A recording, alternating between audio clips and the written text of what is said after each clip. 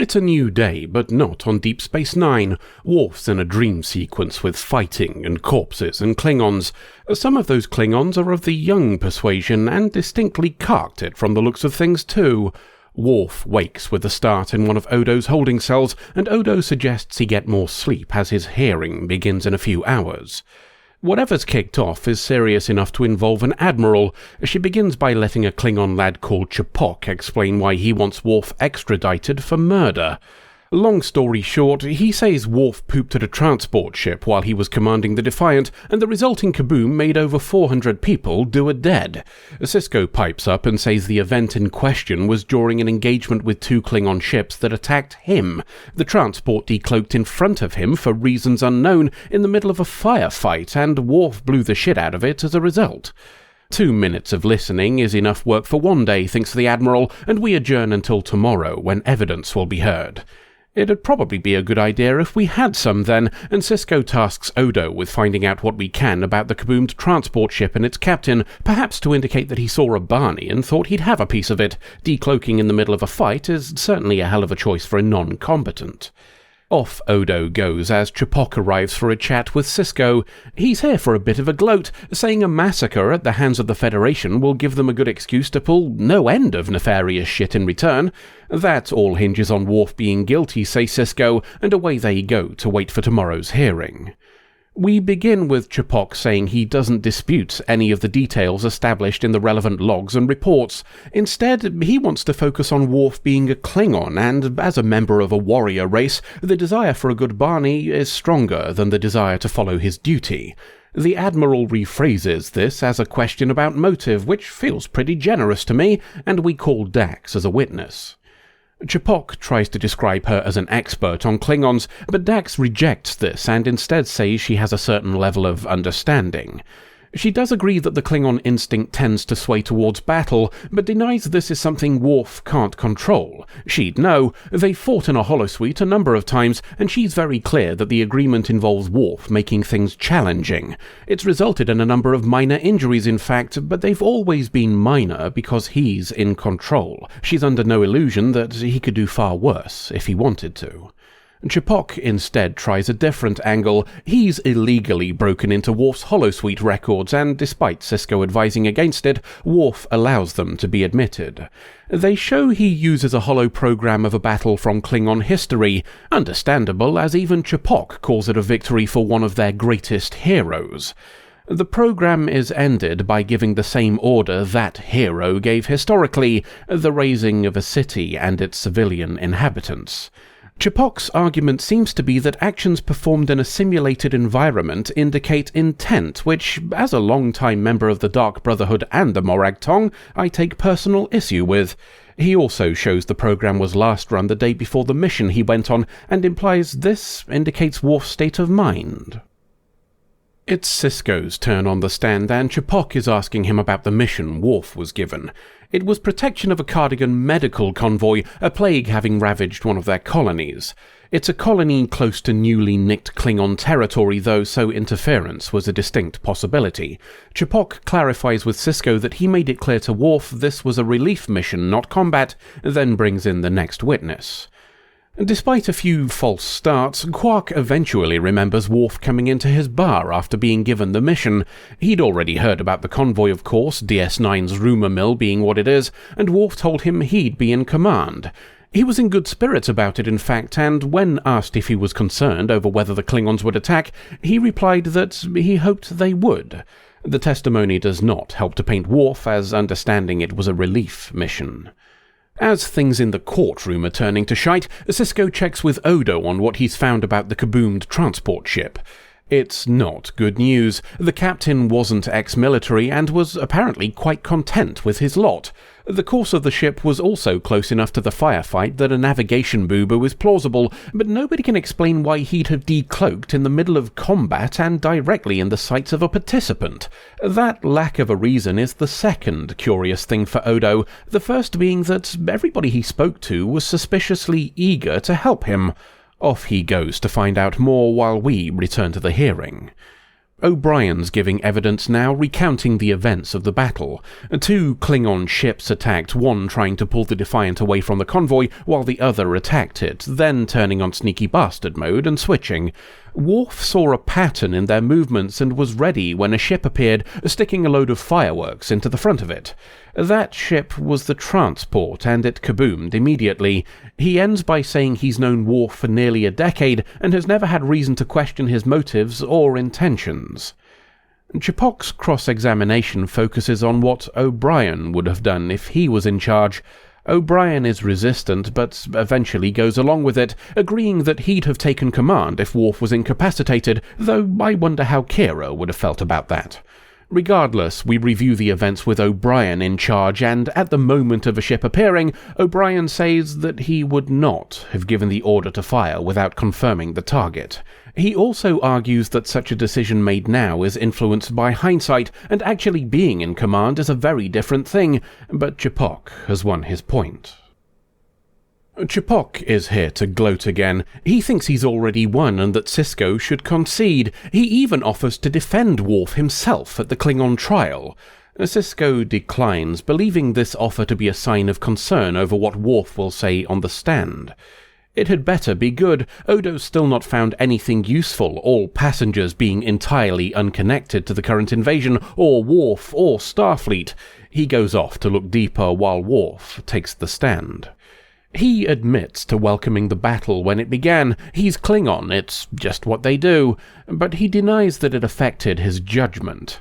The likelihood of encountering a civilian vessel in a firefight, especially one that chose to appear directly in front of him, is so remote that he feels validated in firing, and says he'd do it again. Hesitating to analyze vanishingly improbable outcomes would have endangered everybody involved.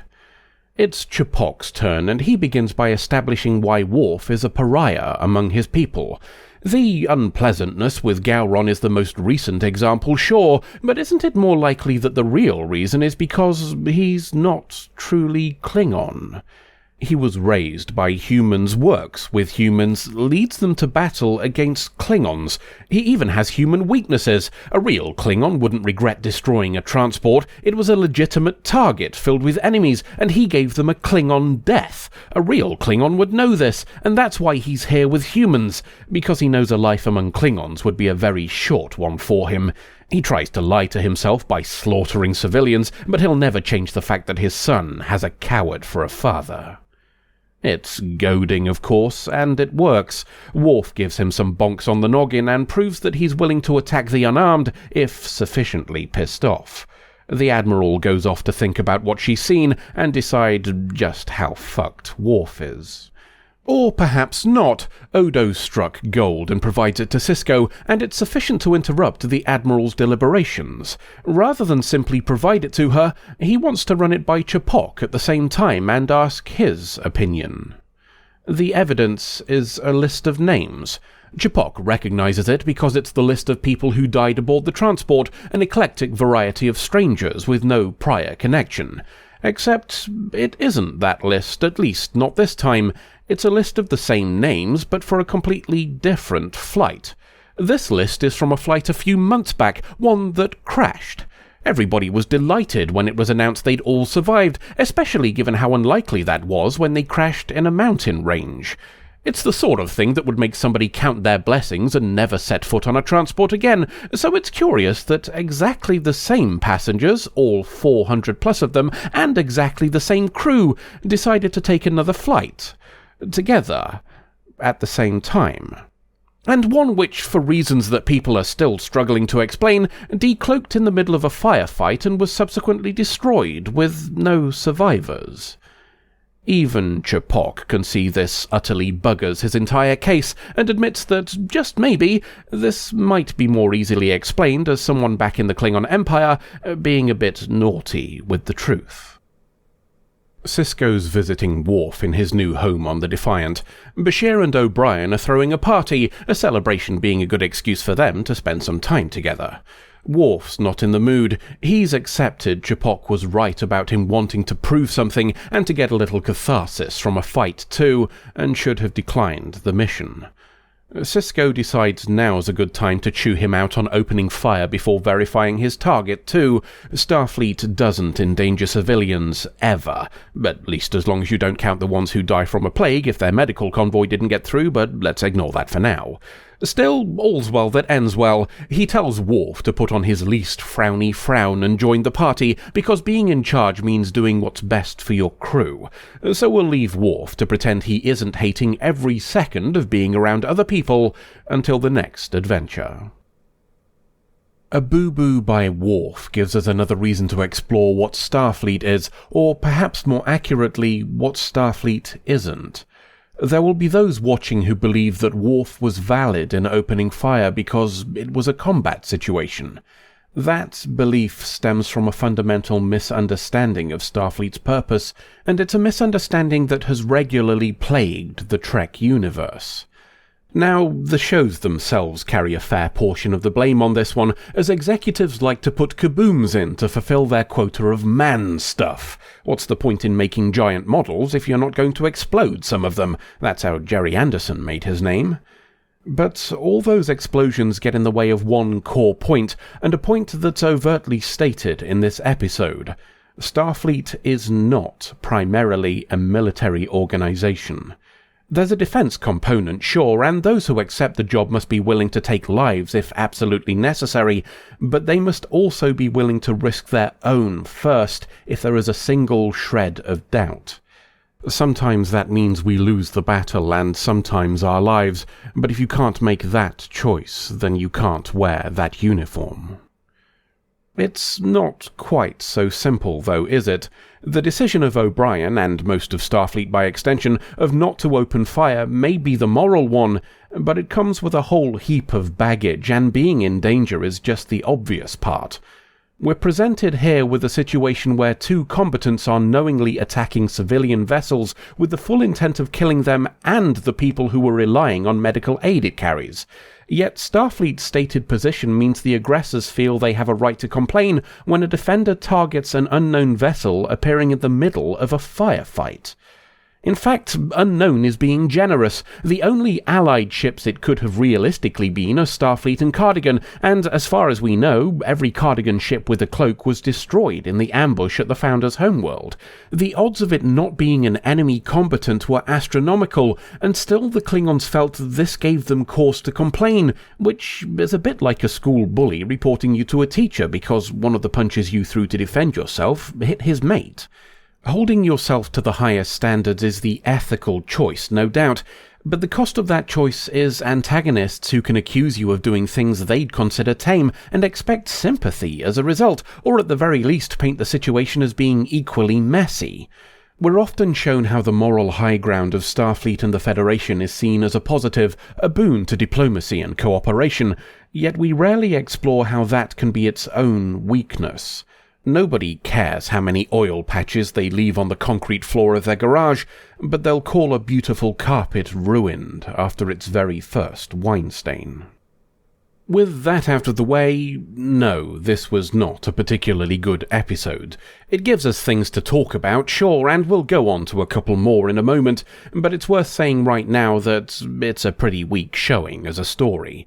The producers of the show are on record admitting that they basically shat the bed on this one, focusing on the novelty of speaking directly to camera at the expense of actual content or structure. It's not a stinker by any stretch, but it's certainly one of this season's lesser offerings. Let's go back to the theory stuff to end though, as I don't enjoy kicking a show when it's down, especially when those involved acknowledge the issues. The first other point of interest comes from a Dax line. My previous host, Curzon, would have called himself an expert. I tend to think of myself as having a passing familiarity with your culture. The way I see it, there are at least a couple of ways of reading this. The first is a potential reference to Curzon's overconfidence, Jadzia Dax seeing him as having viewed his own skills more highly than they might be in reality, or perhaps simply an acknowledgement that he may be one of the most well-informed non-Klingons on Klingon culture, but that doesn't necessarily make him an expert. The other option is that we're poking again at exactly what does and doesn't get shared between hosts. We already know that's a thing because Curzon Dax withheld his attraction to Jadzia from Jadzia Dax, despite that memory still being held within the Dax symbiont. Based on that, it's possible Curzon isn't sharing minutiae on Klingon culture, either because there's only so much bandwidth in a symbiont at any one time, or maybe deliberately to force Jadzia Dax to engage with that culture herself. Perhaps this even offers him a unique way of getting a fresh insight into something he knew when he was the host. We know new hosts gain many experiences from the old, and that those old hosts are still retained in their entirety within the symbiont, so it's possible that exchange of experiences is a two-way street. If Curzon had the chance to experience Klingon culture through fresh eyes just by withholding the things he knew, I can absolutely see him doing it. Last but not least, then, is a little mention of Quark. When he's called to the stand, he misremembers the start of his testimony no fewer than 3 times. I realise that was probably written in just to add a bit of comedy, but we like to overthink things here, so that's what we're going to do. Quark is the station's resident dodgy bastard, but even he knows that not being honest in a judicial hearing for Starfleet will seriously bugger up his life on the station. So, if he heard something potentially incriminating about Worf, he'd have to share it. But there's more than one way to throw a spanner into the works of justice, and Quark is an expert on the topic. If you can't avoid telling the truth, then you can make that truth seem a lot less convincing if you happen to have a few accidental memory farts before you reveal it. After all, there's no law against being a little forgetful now, is there? For those of you wondering why Quark might help out Worf when they're not exactly friendly, I'd remind you that Worf is a paying customer, and that's literally worth its weight in latinum. He's also a friend of Dax, and Quark has regular games of Cardi Spin Cash with her.